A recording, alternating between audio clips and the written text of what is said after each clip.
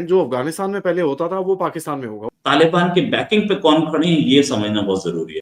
जितना हथियार अमेरिका छोड़ के गया था उससे कई गुना ज्यादा हथियार इस समय है।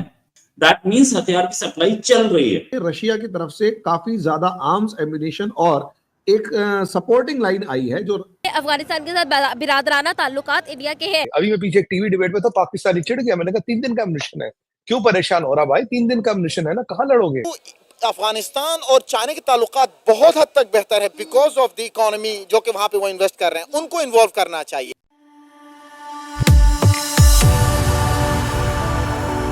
जय हिंद दोस्तों, मेरे चैनल मोदी देश में आपका स्वागत है।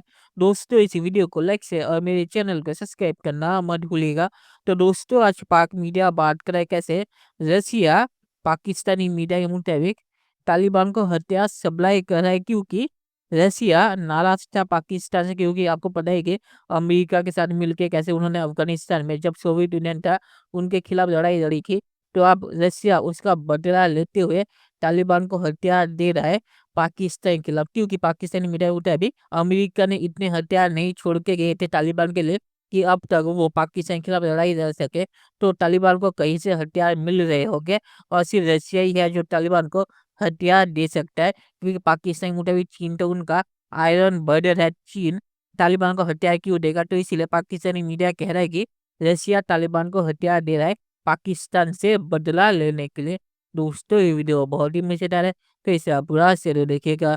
तो चलिए और जैसा नगर के वीडियो देखते हैं। जो अफगानिस्तान में पहले होता था वो पाकिस्तान में होगा, वो थोड़ा सा ईस्टवर्ड शिफ्ट हो गया है। तालिबान की बैकिंग पे कौन खड़े हैं ये समझना बहुत जरूरी है।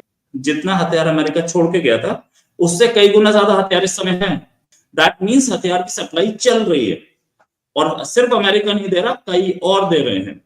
तो मतलब और वो टेरेन समझिए, उस टेरेन में एक स्टिंगर मिसाइल भी बहुत डेंजरस हो सकती है। और क्या पाकिस्तानी आर्मी इनके साथ मिलकर क्या इतना कैलिबर रखती है कि जो रशिया तालिबान के साथ अब रिलेशंस अच्छे कर रहा है।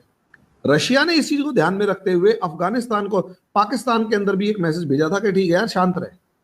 पाकिस्तान नहीं माना, इसीलिए आप देखिए रशिया की तरफ से काफी ज्यादा आर्म्स एम्युनिशन और एक सपोर्टिंग लाइन आई है जो तालिबान के साथ खड़ी हुई है और बाकायदा वेपन्स भेजे रशिया ने कि हम आपके साथ हैं, आओ आगे बढ़ो।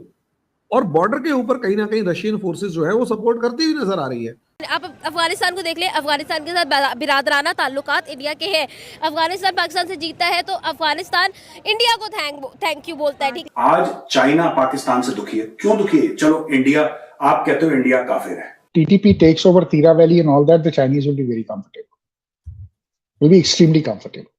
They're not comfortable with the Pakistanis. They'll be very extremely comfortable because they're dealing well with the Taliban. तो अब आप बताइए ये वाला क्या हालत होगा। तो अब इनको पैसे चाहिए, कहाँ पैसे चाहिए, किस किस के लिए पैसे चाहोगे? गारमेंट इंडस्ट्री को चलाने के पैसे लेंगे, खाना खाने के पैसे लेंगे, हवा खाने के पैसे लेंगे, हथियार के पैसा लेंगे। और मैंने आपको बोला था कि भाई ये लोग अफगानियों से खुल के नहीं लड़ेंगे क्योंकि एम्युनिशन ही 2-4 दिन का, कहाँ से लड़ेंगे। अभी मैं पीछे एक टीवी डिबेट में तो पाकिस्तानी चिढ़ गया, मैंने कहा 3 दिन का एम्युनिशन है, क्यों परेशान हो रहा भाई, 3 दिन का एम्युनिशन है ना, कहाँ लड़ोगे।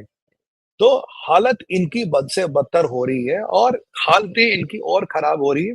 और आने वाले टाइम में आप देखेंगे बांग्लादेश की भी कॉटेज इंडस्ट्री कोलैप्स हो गई है, पाकिस्तान की भी हो गई है। और जिसका फायदा आने वाले टाइम में भारत को मिलने वाला, भारत को इसका फायदा मिलेगा। ये बहुत अच्छी हमारे लिए न्यूज है और ये आपस में जितना लड़ेंगे उतना अच्छी बात है। और अफगानियों को लड़ने के लिए मैंने आपको बोला था कुछ चंद खजूर, कुछ चंद बादाम, बंदूक और गोली चाहिए और उन्हें कुछ नहीं चाहिए। और जिस तरह वो पाकिस्तान को ललकार रहे हैं तो डेफिनेटली उन्हें इंडिया की सपोर्ट हासिल है, क्योंकि हम देख रहे हैं कि गुजरते वक्त के साथ अफगानिस्तान के ताल्लुकात इंडिया के साथ बहुत बेहतर हो रहे हैं और इंडिया बहुत बड़ी तादाद में इन्वेस्टमेंट भी कर रहा है अफगानिस्तान में।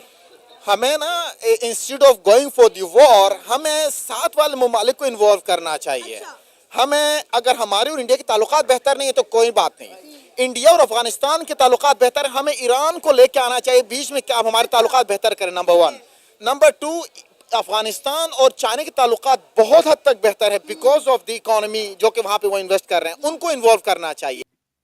तो इसलिए तालिबान को इतना हम आसानी से नहीं ले सकते।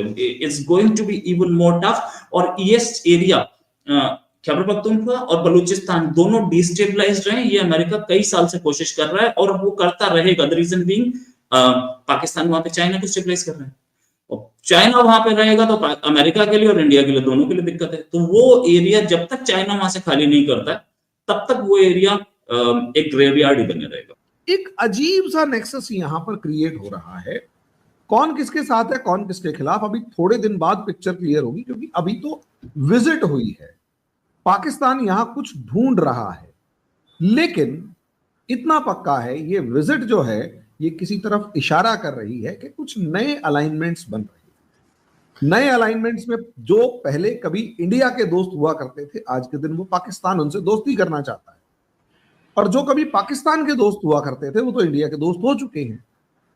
चाइना अपनी पोजीशन को कंफर्म करने की कोशिश कर रहा है कि वो खड़ा कहां है, क्योंकि दोनों तरफ से उसे प्रॉब्लम्स है।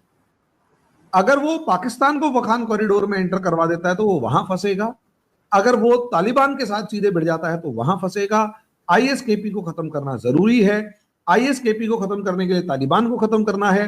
तालिबान अगर नहीं खत्म होता तो पाकिस्तान खत्म होगा, पाकिस्तान को प्रॉब्लम होगी, तो मतलब एक अजीब सा मैस क्रिएट। चलिए दोस्तों इस वीडियो बात करते हैं। तो पाकिस्तानी कॉन्स्पिरेसी थ्योरी की कोई एंड नहीं है।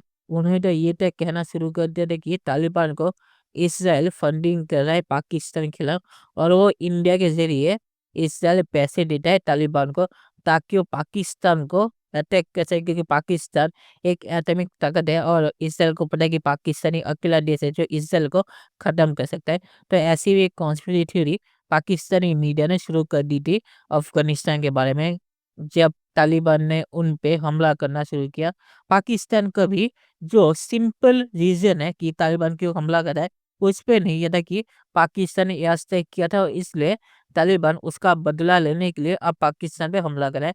पाकिस्तान हर वक्त कॉन्स्पिरेसी थ्योरी लेके आता है कि इसराइल फंडिंग कर रहा है तालिबान को, रशिया फंडिंग कर रहा है तालिबान को। एक दिन ये भी कहेंगे कि चीन फंडिंग कर रहा है तालिबान को पाकिस्तान के खिलाफ, क्योंकि चीन पाकिस्तान की तरक्की देखना नहीं चाहता। तो पाकिस्तान में ऐसी कॉन्स्पिरेसी थ्योरी चलती रहती है कि पूरी दुनिया पाकिस्तान के खिलाफ साजिश कर रही है, और पाकिस्तान मासूम बच्चा है जिसने कुछ भी नहीं किया किसी के भी खिलाफ। और आखिर में मैं ये कहूँगा, अगर रशिया तालिबान को हथियार सप्लाई कर भी रहा हो तो पाकिस्तान ने भी तो यही किया था सोवियत यूनियन के खिलाफ अमेरिका के साथ मिलके। तो रशिया अगर वही चीज करे जो पाकिस्तान ने किया था तो पाकिस्तान का क्या हक बनता है रशिया के खिलाफ कुछ भी कहने का। और कुछ दिनों पहले तो रशिया और पाकिस्तान आयरन ब्रदर फिर से बन गए थे और कह रहे थे कि वो इंडिया से दूर हो गए हैं। तो अब रोना धोना क्यों कर रहे हैं कि रशिया एलिजेडली तालिबान को हथियार सप्लाई कर रहा है। तो पाकिस्तान का ये चलता रहता है। तो चलिए देखते हैं कि फ्यूचर में क्या होता है। दोस्तों ये वीडियो देखने के लिए बहुत बहुत शुक्रिया, और हमें सब्सक्राइब करना मत भूलिएगा। Thank you very much.